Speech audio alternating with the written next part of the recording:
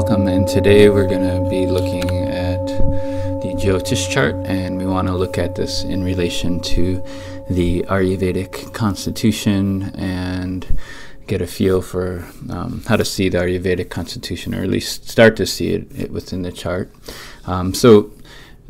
Each planet in astrology has many different associations, and this helps us to look at different aspects of the life. And so this exercise is really going to help us start to see how the chart can function in more way than one, and give a little more insight into a person. And I just want to note that this is an introduction to the topic, and what's presented here actually does work pretty well for seeing what's happening with a person. However, if you are using this for Ayurvedic assessment, this should generally always be used with a proper Ayurvedic assessment, and as well as on the astrological portion, there are always many more details to consider. What I'm doing here is giving a pretty straightforward and somewhat easy entry point into the chart from this perspective, which will help uncover some of the major patterns going on. That in some charts there are different aspects, different yogas, different things, which we'll get into some later, but that may temper what's being brought here, but the basic principles here are fairly sound. And now, before we look at this all, we want to understand something called sign aspects, or Rashi aspects. The Rashis are the signs in Vedic astrologies. And most people studying Jyotish are aware of the planetary aspects. However, nowadays the sign aspects are often thrown in or being called Jaimini aspects, even though it's very clearly taught by Parasara, which does have some incongruencies in the text, no doubt. But if you know how to pick it apart, and you can tell what's there and what's not, and it's fairly clear that Parasara is teaching these Rashi aspects, and more importantly, he teaches them first. He teaches them before the planetary aspects, which is a cue to you that this is something you should learn first to set up your mind. And so this has been lost a lot nowadays.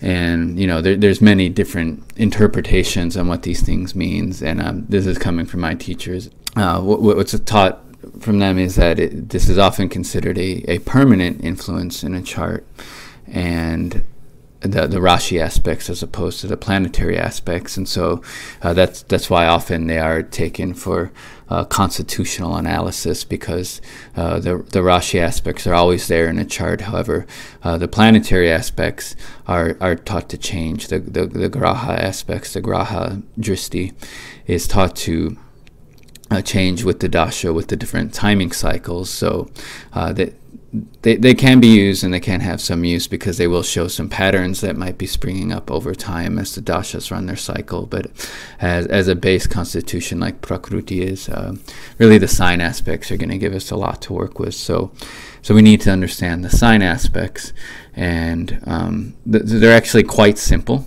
If you have heard of sign aspects or looked at sign aspects, there's often this diagram given with all these lines going like 40 directions, and so it looks confusing. But really, it's pretty easy, simple concept once you get the construct. So basically, how this works, we're going to look here, is you can see here on the chart in red is all the chara rashis, or the movable signs. Aries, Cancer, Libra, and Capricorn. And I've given the North and South Indian charts here, so you can see how they're set up depending on what you use. And then you can see in the blue are the fixed rashis. These are Taurus, Leo, Scorpio, and Aquarius. So these these signs interact with each other. The fixed rachis, which are very stable, as well as the chara rachis, which are movable. So they're kind of opposite energies, and they're interacting with each other. So they're going to influence each other. So you'll know that any planets in those signs will be aspecting the other ones. And we'll look at this later, but just know that those are connected here. You have to get that firm in your mind. And then the other thing you have to remember is that the dual signs, so Gemini, Virgo, Sagittarius, and Pisces, which is easy, it's 3, 6, 9, 12, is pretty easy to remember. You can see there, those are the white signs here. Those interact with each other. So any planets in those are going to be influencing each other as this kind of permanent aspect in the chart. So to look at an example of this and understand it a little more, we can look here at this example, and we see that Aries, the first house, first sign there, is in red. And if there was anything in Aries, any planet in Aries, it would be aspecting these blue houses. So you'll notice here that it's aspecting Leo, Scorpio, and Aquarius, but it's not aspecting the fixed sign of Taurus, which is right next to it. So with the fixed and movable signs, it aspects all the other ones, but not that one right next to it. And to look at one more example of this, now we can see, looking from the Taurus perspective, if there were some planets here in Taurus, you see that number 2 there, it would aspect Cancer, Libra, and Capricorn, but it would not aspect Aries because Aries is right next to it. So any planet there in that blue house would aspect the other. So this is the basic idea, and we'll look at this once again in the charts, in a few charts that we have been working with.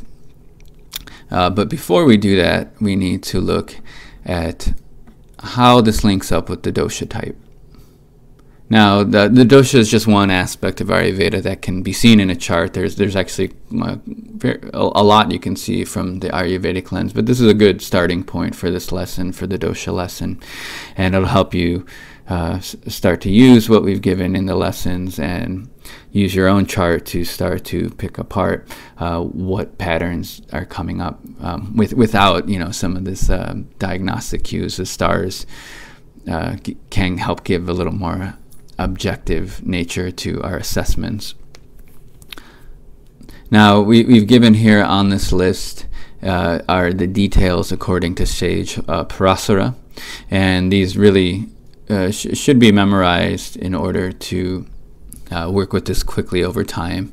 And we'll look at more indications of the planets. You'll get more comfortable with this as time. So if you can just use a list for now, but really the sun is a Pitta planet. The moon is actually more kapha as it's waxing. So as the moon is growing in the Shukla Paksha, it is gaining more kapha, and then it's waning as it's growing weak. It's becoming more and more vata in the Krishna Paksha. So you have to see where the moon is, what tithi, what lunar day it is in your chart, and then you can tell if it's going to give more kapha effects or more vata effects for you. Mars, planet of war, is Pitta. Mercury is considered tridoshic, and Mercury is this very kind of androgynous planet that takes on a lot of different qualities. Jupiter, the guru, is kapha. Venus can be a mix of vata or kapha. It can tend more towards kapha because it does rule over the water element, but it can have vata tendencies as well. Saturn is one of the quintessential vata planets. Most of what it represents shows up a lot of what we tend to associate with vata in a chart. And then there's Rahu and Ketu, which Rahu tends to act like Saturn, and Ketu tends to act like Mars. So those are important points to keep in mind. And now, when we look to the signs, there are some different approaches to this knowledge. What I've given here straight is what Parasara is giving, and basically Parasara teaches that the fire signs are Pitta, that the water signs are Kapha, that the earth signs are Vata and that the air signs are Tridoshic. So there's a little mixture there, but this is what he gives. And I've given some secondary indications there that have come up in my own studies, and I find this useful to keep in the back of my mind as secondary indications for some of these signs that may be influencing a person. For now, you can take what Sage Parasara gives, and then once you find your own Jyotish teacher to work with you deeply on this stuff, every lineage has its own approach and system and whatnot, but if you stick to what Parasara gives and work with that initially, then you'll have your groundwork in place, especially for what we're doing here. Now, when trying to understand the influence of this information on a chart, just as we've been doing with some of our other Jyotish exercises, is you want to look at the Lagna first. And in this case, we want to look at the Lagna because the Lagna really represents the physical body and the appearance of a person. So it's going to have a pretty strong effect on the person. So we want to look at that, as well as the Lord of the Lagna, the Lord of the Ascendant here, and where it's placed and what's bearing on the individual, as well as those Rashi aspects we were talking about. So we're going to use those to see some secondary influences on the person. We're going to need to take into account the dosha of the sign, any planets placed there, as these are going to give the most prominent features in an individual regarding the constitution. Planets, especially placed in the ascendant, are going to, really stick out oftentimes for the person. And any planets that have also gained strength or in other strong positions will often show a lot more influence than others. So if a planet's exalted or, in its own house, it's going to give more of that dosha from the planet than if a planet is very weak or in a difficult placement. It won't be able to express that dosha nature as strongly. And now, in order to put all this together, we're going to look at a few of the charts we've already kind of explored. And we'll start with Swami Vivekananda.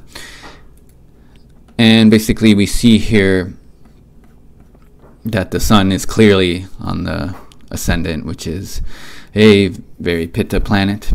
And it's in a fire sign. It's in the Pitta sign of Sagittarius, which is ruled by Jupiter, and it has that secondary Kapha influence in the sign of Sagittarius, which gives some Kapha edge to the Swami, which would fit a fairly accurate description if you've been following our dosha lessons, or about the Swami's life. Take a look at some pictures of him. You can start to see how that's influencing his life, his constitution.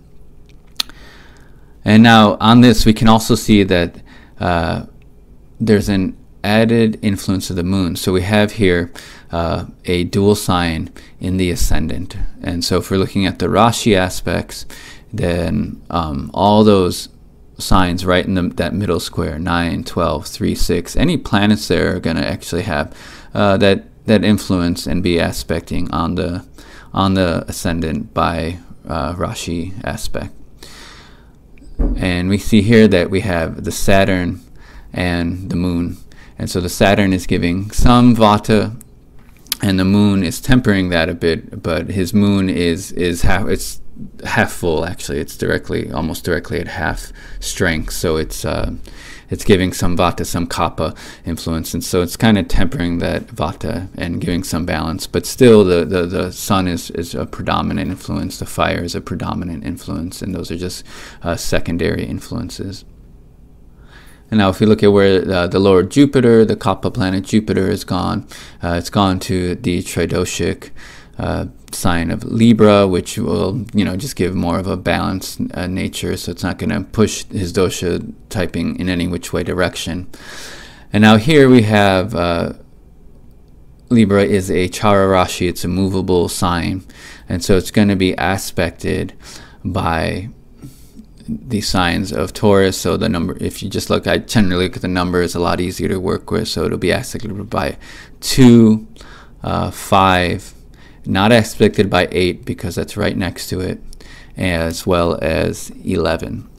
Now, So we see that there is, once again, K2 there in Taurus, and in the number 2 in that second sign down there, giving some Rashi aspect onto his Lagna Lord. So there is, once again, that Pitta influence coming up, some Pitta aspect, which is his predominant nature, and secondary Kapha with some Vata influence in there as well, as you can see. So in this way, you can start to get a feel for what's influencing the person. And I'd encourage you to look through our lessons and go back over the materials, reread what a Pitta Kapha person looks like with that fire element predominating. Keep that in the back of your mind, where the fire element's a little stronger than some of the other attributes. And now you can also, when you're doing this, if you want, some people, drop a little chart and they'll like to tally, this number of Vata, this number of Pitta influences, this number of Kapha, which is good and can kind of help you see it at play and give you a basic idea of what's going on. But you always want to temper it with these other placements, with the strengths of planets and, their placements within the chart. Now, the next chart we're going to look at, which we looked in the last lesson, was the Mahatma Gandhi's chart.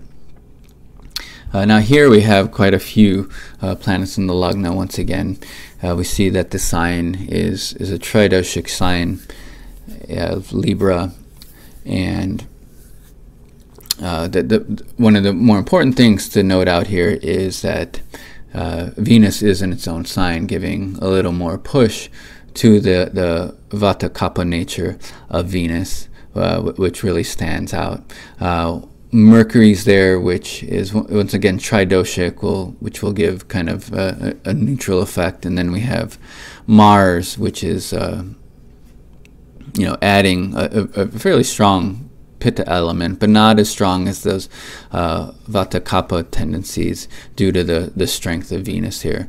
And oftentimes Mercury tends more towards the Vata side because it's more Vata in nature in a mental aspect for a lot of reasons, and Mars itself too can agitate some of these functions. And so Mars, as a Pitta planet, Pitta tends to push. It doesn't always have to, but it does have a tendency, since it shares more in common with Vata, it can tend to push it. So with that Venus tendency on the Vata or Kapha side, I would say some of these elements are probably pushing him more in the direction of a Vata type doshic assessment. Looking to the Rashi aspects, once again, all the signs in the middle are Chara Rashi, so we won't be looking at that, but you're looking at, once again, the 2, 5, 8, 11 placements, and -8 because that 8 is right next to 8 Scorpio, which is right next to Libra there, so it won't be influencing that, and there's no other planets there, so we're pretty much just looking at the Lagna and getting a feel for that placement here. With these basic techniques, you will know too, though, that his Lagna is hemmed by Saturn and Sun, which can have some effects. So it's kind of crowding, around the ascendant here. But that's a little more complicated of an analysis. So just stick with these basic principles for now, and it can show you quite a bit. Now, lastly, we want to look at the chart of Hitler, just to give a little temperament to the saints we're looking at. But Hitler, once again, has a Libra Lagna, which is giving that tridoshic nature. However, there's no planets there, and there's no Rashi aspects here. So we're really going to have to look elsewhere to see what else we can learn about his nature. And we see that his Venus, is the Lord of his ascendant, has gone to the Pitta sign of Aries, and it is with a Pitta planet, which is in its own sign of Aries, which gives a really strong emphasis on that Pitta nature. And the sun is also here, and the sun's in a very nice place. It's in its exaltation sign. So there's that double influence of Pitta, and they're pretty strong Pitta influences too. So we see that strong Pitta influence is really overshadowing both the Venus as well as the mercurial natures here. And that Venus Mercury can give a good balance between Vata and Kapha here on each end, but it's that Pitta that's really showing up clearly, and also as well as here, there's no Rashi aspects. So this is really what we're working with, and knowing about Hitler's life and seeing that people, we can see how, knowing what you know about Pitta dosha, you can see how that's really playing out in his life. And oftentimes when there is one dosha that's more predominant in a person, it's easier for it to go out of balance and really push a person out of balance if they're not careful. And once again, he's a prime example of that through and through. So you can see clearly here across these three basic charts, you can see just how using these couple basic principles I've been giving, you'll start to get a good sense of a person's constitution. And I encourage you to look over your own chart, and knowing your own self and what you've been through, you can start to see where the influence is coming, as well as looking at those of people close to you who you know fairly well will help as well.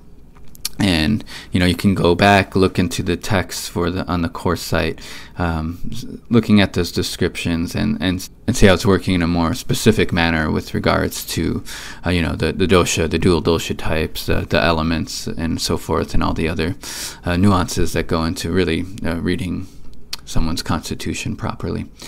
So I hope that's been helpful for you and fairly clear. If not, get in touch, any questions, and be well.